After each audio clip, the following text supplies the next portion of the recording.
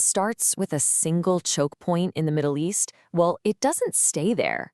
It ripples out, touching every single corner of the global supply chain.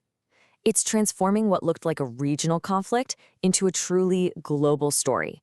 So today, we're going to break down how this one crisis is basically compressing years of change into just a matter of weeks, completely reshaping how everything moves around the world. So get this, when a leading energy historian, a guy like Daniel Yergin, says there has never been anything of this scale, you know we are in completely uncharted territory. This is not just another energy shock, like the ones back in the 70s. What we're all witnessing right now is fundamentally different, and the stakes, well, as we're about to find out, they have never been higher. All right, so let's start right where it all kicked off, at the epicenter, the Strait of Hormuz. This is the absolute front line, where the military power and the economic reality are smashing into each other in real time.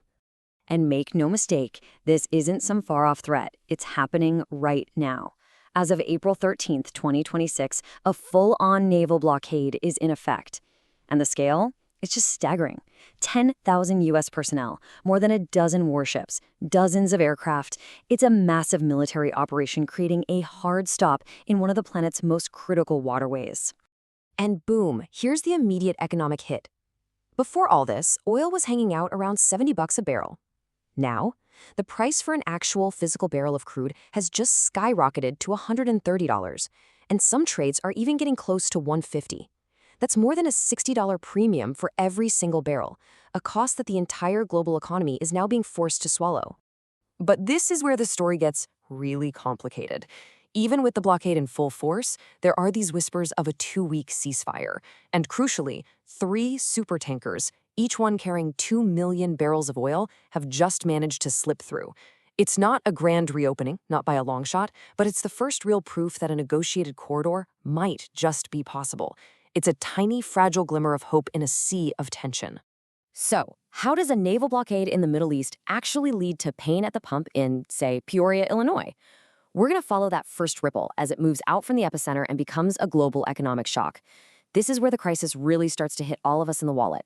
The International Monetary Fund just dropped its latest forecast, and while the title alone tells you everything, global economy in the shadow of war. It is as grim as it sounds. Just look at these scenarios. Even the best case, the reference one, sees growth slowing down and inflation going up. The other paths, they lead to something close to a recession and prices just running wild. The takeaway here is pretty clear. There are no good options, just different levels of economic pain. It's so easy to get lost in these big, abstract global numbers. But what does a shock of this size actually feel like for you and me? Where does it really show up in our day-to-day lives? Well, it feels like this. In the US, the average price of gas has jumped over $1 in just a few weeks. This is the most direct, in-your-face way that the crisis in the Strait of Hormuz travels 7,000 miles to hit your family budget.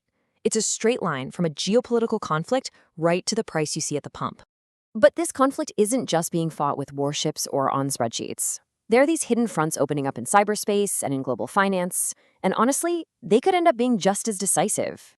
Okay, so we need to get our heads around this term, an ICS/SCADA attack. This is not about someone stealing your credit card number or your Netflix password. This is about taking control of the physical world, the systems that run our water plants, our power grids, our factories, and causing real physical disruption. And hey, this isn't some theoretical movie plot. CISA, the FBI, and the NSA have all confirmed that Iran-linked groups are actively targeting U.S. manufacturing and energy sectors right now. These urgent recommendations you see from CISA, they aren't a drill. They are an active defense against an attack on our most basic infrastructure. The next big supply chain disruption might not be a stuck ship. It could be a factory shut down remotely from thousands of miles away. Okay, now, just when you thought it couldn't get any more complicated, let's throw another wrench in the works. At the exact same moment the global economy is seizing up, the U.S. government is injecting $127 billion in tariff refunds back to importers. This creates this bizarre paradox. While some parts of the supply chain are starving for cash, others are about to get this massive, unexpected windfall. It's just another chaotic piece in an already unpredictable puzzle. So you can't fight a 21st century crisis with 20th century tools, right? This level of chaos, it just can't be managed by spreadsheets and phone calls anymore. It's forcing a change. The crisis is acting like this huge catalyst, sparking a new kind of arms race in artificial intelligence and dramatically accelerating the future of the supply chain. And this, right here, this is the fundamental shift that's happening. For years, all the tech in the supply chain was about visibility. Just being able to see the problem. The new way, forged in this crisis, is all about autonomous execution. It's no longer enough to just see the problem. The system has to be able to solve it automatically. And we are seeing this happen in real time. The visibility giant Project 44 just acquired LunaPath.ai. Now, they didn't just buy a cool new feature. They bought over 50 AI agents that can autonomously handle tasks, like confirming an appointment or filing a claim. This is all about turning a disruption signal, like a ship being delayed at Hormuz, into an immediate, automated solution without a human ever having to touch it. So what makes this AI so different? Why is it actually working this time? This quote from Project 44's Chief Strategy Officer just nails it. Context. This new wave of AI isn't just a bunch of code. It's code that's been fed years and years of live shipment data and historical patterns.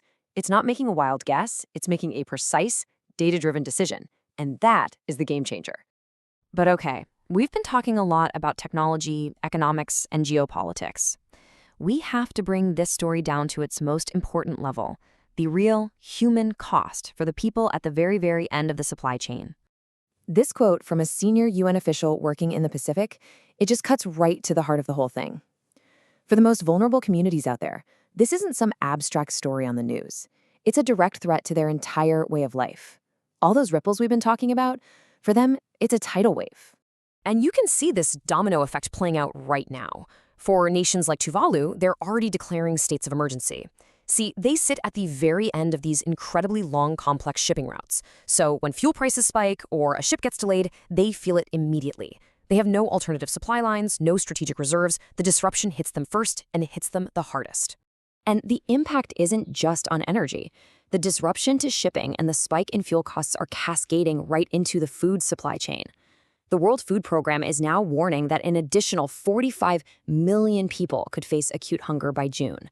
That is a staggering human cost that is directly linked back to this one crisis.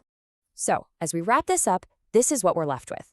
This crisis has become a great accelerator. It has squeezed years of technological and structural change into a matter of weeks. The transformation is happening right now, and there's no going back. So the only question that really remains is, when all the dust settles, who is going to be ready for the world that comes next?